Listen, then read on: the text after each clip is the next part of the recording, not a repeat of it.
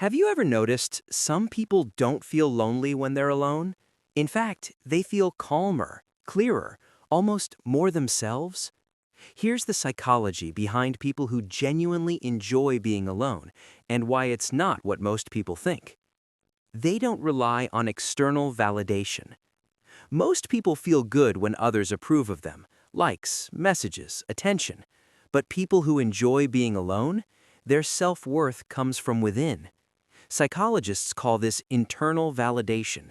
They don't need constant noise to feel important because they've already accepted who they are. And that makes solitude feel peaceful, not empty.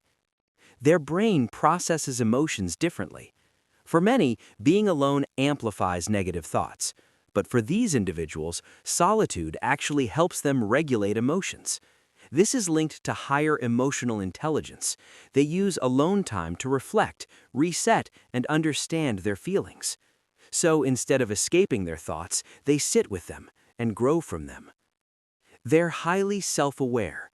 People who enjoy being alone often spend a lot of time thinking, not overthinking, but observing themselves, their patterns, habits, reactions. This builds strong self-awareness, which psychology considers one of the rarest traits. And once you truly understand yourself, being alone stops feeling uncomfortable. It starts feeling like clarity.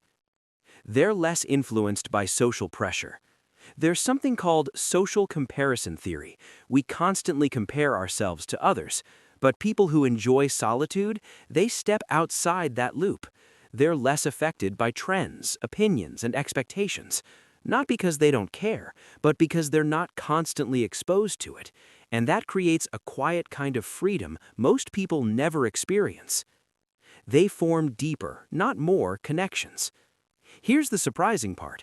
Enjoying being alone doesn't mean they hate people. It means they're selective.